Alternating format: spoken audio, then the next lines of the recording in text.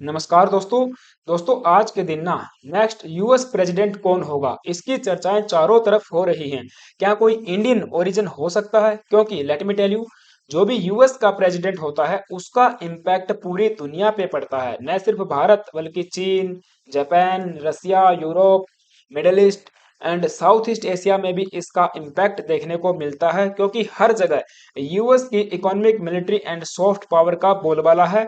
और बहुत सारे अंतर्राष्ट्रीय संगठन भी इस बात से प्रभावित होते हैं कि यूएस का प्रेसिडेंट कौन है, क्योंकि यूएस व्हाइट हाउस के द्वारा लिए गए डिसीजन एंड सैंक्शन बहुत सारे देशों को, बहुत सारे इंस्टीट्यूशन को प्रभावित करते हैं। सो इंडियन पर्सपेक्टिव से भी ये बात बहुत ज्यादा इंपॉर्टेंट हो जाती है कि यूएस का प्रेसिडेंट कौन होगा। क्या वो कोई इंडियन ओरिजिन का होगा? अगर होगा तो इंडिया और यूएस के रिलेशन किस तरीके से फॉरवर्ड होंगे, क्योंकि इंडो पैसिफिक रीजन में चाइना को काउंटर करने के लिए यूएस के प्रेसिडेंट की पॉलिसीज बिल्कुल straight forward and clear cut होनी चाहिए। अगले साल 5 नवंबर को ये डेट डिसाइड की गई है जब यूएस का नया प्रेसिडेंट चुन लिया जाएगा। इन चेहरों में आपको Joe Biden and Donald Trump भी नजर आएंगे, लेकिन 3 नए चेहरे मैं आपको दिखाता हूं जो कि इंडियन ओरिजिन के हैं और इन्होंने रिपब्लिकन पार्टी की तरफ से अपने दावेदारी पेश की है। ये है Vivek Ramaswamy, Nikki Haley and Harshvardhan Singh. So basically आज के सेशन में हम लोग बात करेंगे स्पेशली विवेक रामास्वामी के बारे में, और यदि तो ये प्रेसिडेंट बनते हैं तो किस तरीके से पूरी दुनिया को इसका इम्पैक्ट होगा। क्योंकि लेटेस्ट जो जीओपी असेसमेंट था उसमें हम क्या देखते हैं कि रिपब्लिकन पार्टी की तरफ से सबसे मजबूत चेहरा के रूप में देखा गया है विवेक रामास्वामी को डोनाल्ड ट्रंप के बाद में, क्योंकि डोनाल्ड ट्रंप ने इस जीओपी में, इस असेसमेंट में पार्टिसिपेट नहीं किया था जो लेटेस्ट डिबेट हुई थी। लेकिन उनके बाद, डोनाल्ड ट्रंप के बाद, विवेक रामास्वामी को सबसे मजबूत चेहरे के रूप में देखा जा रहा है। अगर ये बनते हैं यूएस के प्रेसिडेंट तो किस तरीके से इंडो पैसिफिक को लेके चलेंगे, चाइना की तरफ से इनकी क्या पॉलिसी है, और क्या यूएसए के लोग किसी हिंदू फेथ के पर्सन को अपना प्रेसिडेंट के रूप में स्वीकार करेंगे। क्योंकि ये क्रिश्चियन नहीं है, अपने आप को बिल्कुल हिंदू बताते हैं और हिंदू जो आइडियोलॉजी है, सनातन धर्म, उनकी जो प्रैक्टिसेस हैं उनको फॉलो करते हैं। सो देखेंगे हम लोग इनके बारे में भी। बट आगे बढ़ने से पहले आपसे भी से छोटी सी रिक्वेस्ट है, प्लीज यार अगर तो आप चैनल पे नए आए हो तो एक सब्सक्राइब कर लेना एंड बेल आइकन को प्रेस कर देना। सो विवेक रामास्वामी गणपति इनके पिताजी का नाम था। 1985 में अमेरिका में ही इनका जन्म होता है। एक अमेरिकन एंटरप्रेन्योर है, बिजनेसमैन है, एक लॉयर हैं, इन्होंने वकील की पढ़ाई भी कर रखी है और एक बायोटेक साइंटिस्ट भी हैं। ठीक है, प्रेसिडेंशियल कैंडिडेट हैं अभी वर्तमान में। फरवरी 2023 में अपनी दावेदारी पेश की थी और इनको राइट विंग बराक ओबामा के नाम से भी जाना जा रहा है, क्योंकि बराक ओबामा बेसिकली डेमोक्रेट है, आपको पता है कि वो थोड़ी सी लेफ्टिस्ट पार्टी है। ठीक है, लेफ्टिस्ट आप कह सकते हो, डेमोक्रेट, एंड राइट विंग यहाँ पे है रिपब्लिकन। तो इनको राइट विंग ओबामा के नाम से भी जाना जा रहा है। इन्होंने 2014 में एक कंपनी खड़ी की थी जिसका नाम है रोबियंट साइंसेज। ये एक फार्मास्यूटिकल कंपनी है जो कि दवाइयां बनाती है, और इनकी जो टोटल नेटवर्थ है वो आप देख पाओगे $950 मिलियन है, जो कि बायोटेक एंड फाइनेंशियल बिजनेस से आती है। और इन्होंने कई हजारों डॉलर यूएस की जो रिपब्लिकन पार्टी है एंड डेमोक्रेट पार्टी है उनको दान में भी दे रखे हैं। ठीक है, तो इसीलिए इन्होंने दावेदारी भी पेश की है। अब यूएस के जो लोग हैं इनको काफी मतलब एक तरीके से प्रेज कर रहे हैं कि हाँ, विवेक रामास्वामी की जो आइडियोलॉजी है वो बिल्कुल ठीक है। और अगर मान के चलिए वो प्रेसिडेंट भी नहीं बनते हैं तो कम से कम उनको एक रनिंग मेट मीन्स की तरह देखा जा रहा है कि एक वॉइस प्रेसिडेंट का पद तो उनको मिलना ही चाहिए। अगर डोनाल्ड ट्रंप यहाँ पे प्रेसिडेंट बनते हैं तो ही will be the perfect running mate for Donald Trump, ऐसा यूएस के लोग मानते हैं। हालांकि दो धड़े वहां पर भी बटे हुए हैं, कुछ लोग इनकी आइडियोलॉजी से प्रभावित हैं और कुछ लोग इनको नकारते भी हैं। वो तो हर देश में होता है, लेकिन काफी अच्छा खासा इनको सपोर्ट वहां पे मिल रहा है। इवन एलोन मस्क की हम बात करेंगे, उन्होंने भी इनको सपोर्ट किया है। तो उनके पीछे उनका अलग रीजन हो सकता है, लेकिन उन्होंने भी सपोर्ट किया, उस बारे में भी बात करेंगे।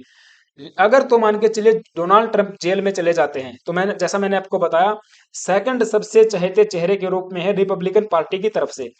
तो इन्हीं को प्रेसिडेंट के रूप में देखा जाएगा, मीन्स प्रेसिडेंट का जो पद है उसके लिए चुनाव लड़ाया जाएगा रिपब्लिकन पार्टी की तरफ से। और मोस्ट प्रोबेबली मैं आपको बता देता हूं, डोनाल्ड ट्रंप को जेल में डाला ही जाएगा, ये बिल्कुल तय है, इनको कोई बचा नहीं सकता है। इनकी जो आइडियोलॉजी है वो इनके ट्वीट्स वगैरह, इनकी बातों में, इनके स्पीच में आप देख पाओगे। लेकिन चाइना की तरफ से या फिर चाइना की तरफ इनका रुझान कैसा है वो मैं आपको बताता हूँ। इन्होंने बोला है कि मेरी जो स्ट्रेटजी है वो बिल्कुल क्लियर कट है। The strategic clarity on Taiwan says he is the only candidate with A plan. इन्होंने कहा कि चाइना और ताइवान के लिए मेरा जो प्लान है बिल्कुल स्ट्रेट फॉरवर्ड है एंड मेरे पास ही बिल्कुल प्लान है। तो इनका प्लान क्या है? इनका प्लान बेसिकली ये है कि 2028 तक हम लोग ताइवान को छोड़ के चले जाएंगे। अब छोड़ने का मतलब क्या है? ताइवान आपको पता है बेसिकली सेमीकंडक्टर हब है। सो जितने भी सेमीकंडक्टर इंडस्ट्री, जितने भी बिजनेसेस वहां पे यूएस के हैं, उनको डाइवर्ट किया जाए, डाइवर्सिफाई किया जाए उनको, या तो इवन इंडिया में या फिर किसी दूसरे देश में। उसके बाद 2028 के बाद, 29 के बाद, अगर तो चाइना ताइवान को इन्वेड करता है, उसको एनेक्स करने की कोशिश करता है, तो करने देंगे एक बार के लिए, क्योंकि वो पार्ट है चाइना का, ठीक है। और हम लोग न तो वहां पे मिलिट्री भेजेंगे, न ही उनको कोई दूसरा सपोर्ट हम प्रोवाइड करवाएंगे, क्योंकि बेसिकली हमारा मतलब मकसद यही है कि जो सेमीकंडक्टर इंडस्ट्री है उसी से हमारा ये चीज चलती है। और एक बार के लिए अगर वो डाइवर्सिफाई हो जाती है यहाँ से, ताइवान से दूसरे देश में, इवन आप देखोगे इंडिया में, तो हम लोग इन्वेड जो किया करेगा चाइना, तो उसको हम लोग सपोर्ट करेंगे या फिर उसको डिफेंड नहीं करेंगे। तो बेसिकली ये इनका प्लान है चाइना की तरफ से। तो यहाँ पे दो चीजें निकल के आती हैं, मैं आपको बताता हूँ। हमारे लिए एक तो अपॉर्चुनिटी है, अगर ताइवान से सेमीकंडक्टर इंडस्ट्री आती है भारत में, तो हमारे लिए काफी अच्छा खासा ये बेनिफिट रहेगा कि इंडिया भी सेमीकंडक्टर हब बनना चाहता है, और इस अपॉर्चुनिटी का हम लोग फायदा उठा सकते हैं, ठीक है। बिल्कुल देखा जाए तो ठीक है, अभी कंपनी हमारे यहाँ आएंगी, इन्वेस्टमेंट होगी, रोजगार बढ़ेगा, अच्छी बात है।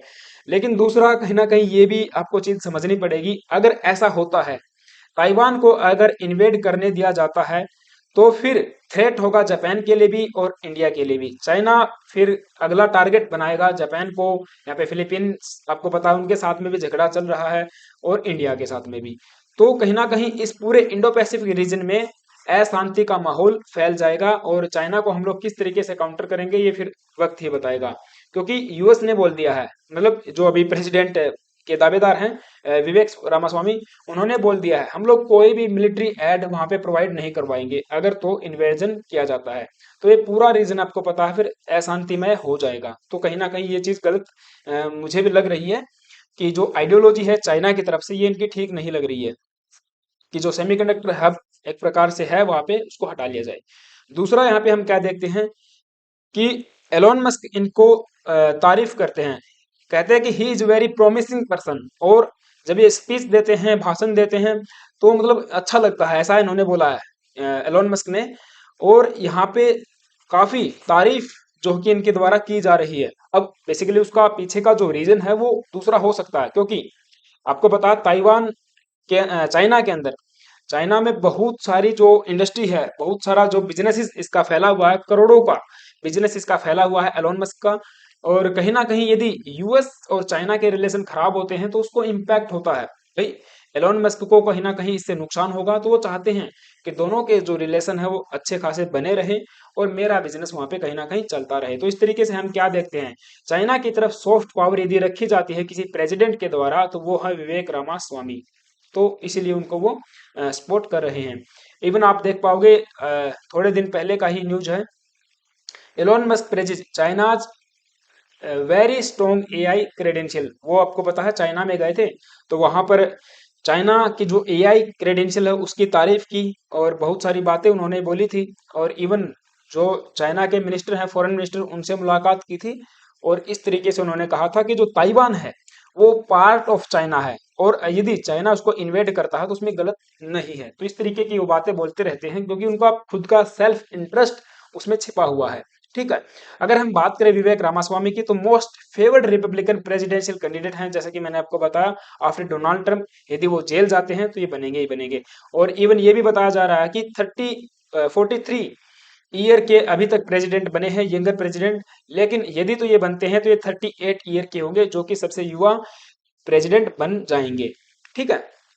लेकिन इनका जो प्लान था कि चाइना को एक बार के लिए इन्वेड करने देते हैं, कुछ लोग, जो दूसरा ग्रुप है वो ये कहता कि आइडियोटिक प्लान है, बिल्कुल भी ये ठीक नहीं है, ये इस तरीके से गलत आप करोगे, अगर करोगे तो।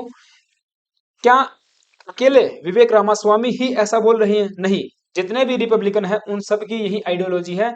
आप देख पाओगे Trump says that he believe he believes China will invade Taiwan, कि चाइना, इनका तो मानना यह है कि 2028 से पहले ही चाइना जो है कि ताइवान को इन्वेड कर लेगा।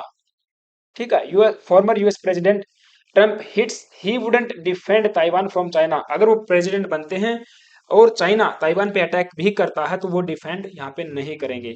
तो क्या ऐसे व्यक्ति को, जो कि एक हिंदू है और इनकी आइडियोलॉजी, हालांकि देखिए ठीक है, इंडिया के साथ में इनके रिलेशन ठीक है, अच्छे खासे रखेंगे, हमें पता है, और खुद को ये सनातनी मानते हैं, तो क्या यूएस के लोग इनको एक्सेप्ट करेंगे?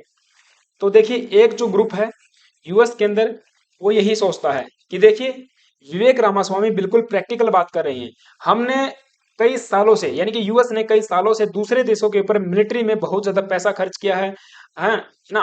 और एक तरीके से हम क्या देखते हैं कि दूसरे देशों को डिफेंड करने के चक्कर में यूएस ने हमारे अपने कई सारे सोल्जर्स भी खोए हैं, बहुत सारा पैसा भी बर्बाद किया है, लेकिन अब आगे नहीं होगा, ये प्रैक्टिकल बात है। हम लोग यूएस की तरफ देखेंगे, और इनका कहना भी ये है कि नेशनल प्राइड को आप क्या करना है, जगाना है, यूएस के लोग यूएस के लिए ही काम करें। तो ये कुछ लोग इनको इसलिए भी सपोर्ट कर रहे हैं। तो एक बड़ा ग्रुप मैं कह सकता हूँ यूएस के अंदर इनको सपोर्ट करता है। जैसा कि अब ऋषि सुनक का एग्जांपल ले लीजिए, यूके में आपको पता है वो भी हिंदू फेथ के हैं, इन्होंने कन्वर्ट नहीं किया, कन्वर्जन बिल्कुल नहीं किया है, और खुद को कहते हैं कि I am here today not as a prime minister but as a Hindu, Ram कथा में जाते हैं, है ना। तो इस तरीके से हो सकता है कि यूएस के लोग भी इनको एक्सेप्ट करें, क्योंकि अल्टीमेटली जो नेशनल प्राइड है वो कहीं ना कहीं अगर जागृत हो जाती है तो फिर एथनिसिटी, रेस, कलर, ये चीजें नहीं देखते लोग। ठीक है, तो ये चीज है।